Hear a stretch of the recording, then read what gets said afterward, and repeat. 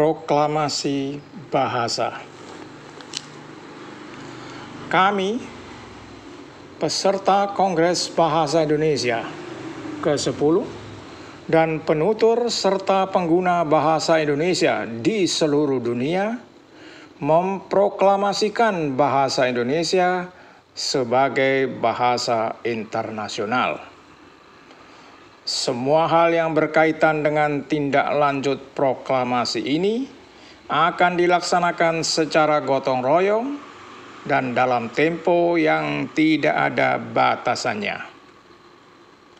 Poznan, Jakarta, 28 Oktober 2013. Atas nama peserta Kongres Bahasa Indonesia ke-10, penutur dan pengguna bahasa Indonesia.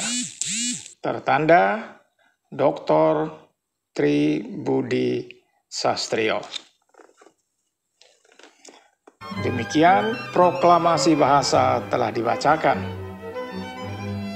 Versi dunia maya pertamanya diunggah di Facebook.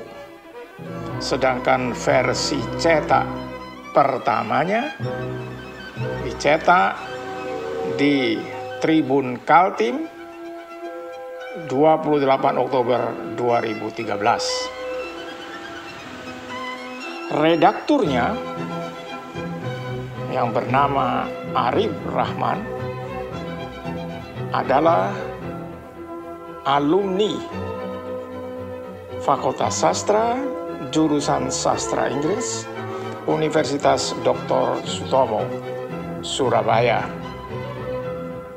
Dia diketahui telah meninggal beberapa tahun yang lalu. Untuk mengenang jasa sang redaktur, maka digubahlah puisi berikut ini.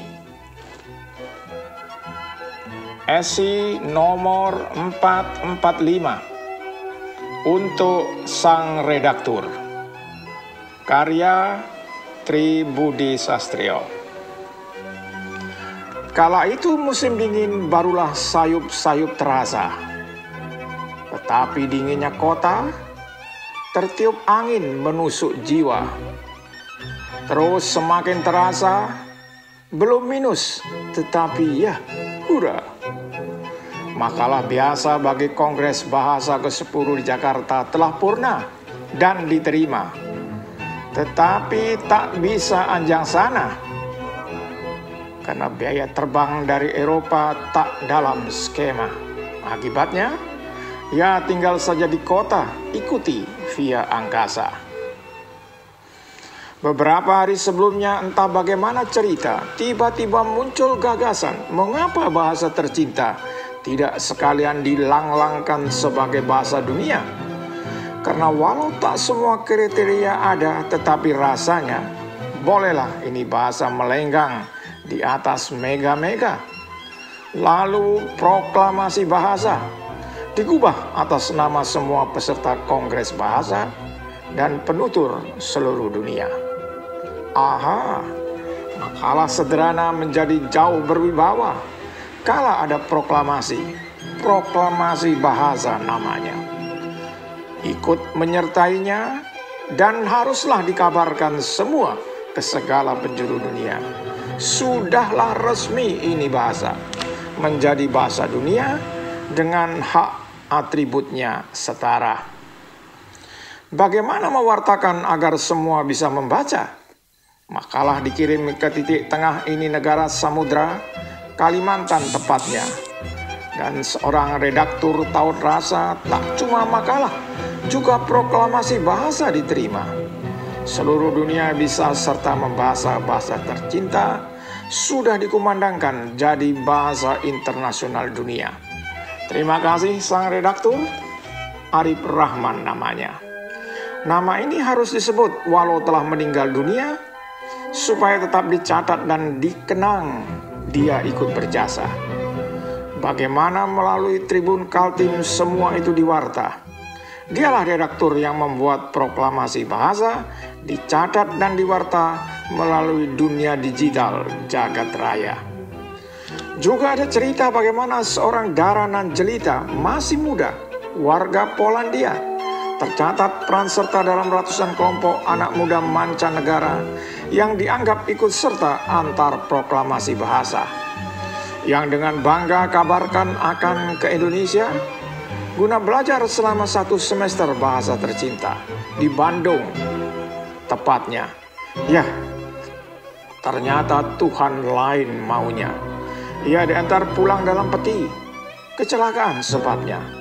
Satu anggota kelompok proklamator berpulang jiwa dan di tanah kelahiran tercinta ia terbaring sentosa.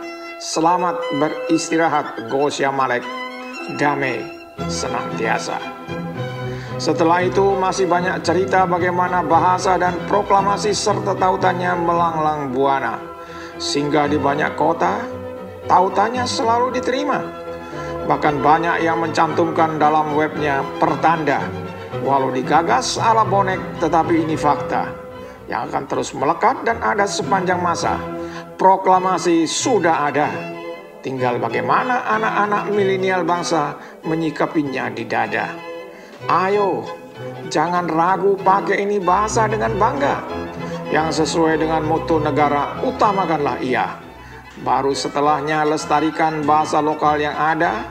Jika mau dilanjut, ya dikuasai semua bahasa dunia. Karena memang itu yang pasti menjadi kuncinya jika ingin bercengkrama dengan bangsa-bangsa. Sumpah Pemuda yang ikrarkan tunggalnya negara, satunya bangsa dan ekanya bahasa kembali tiba.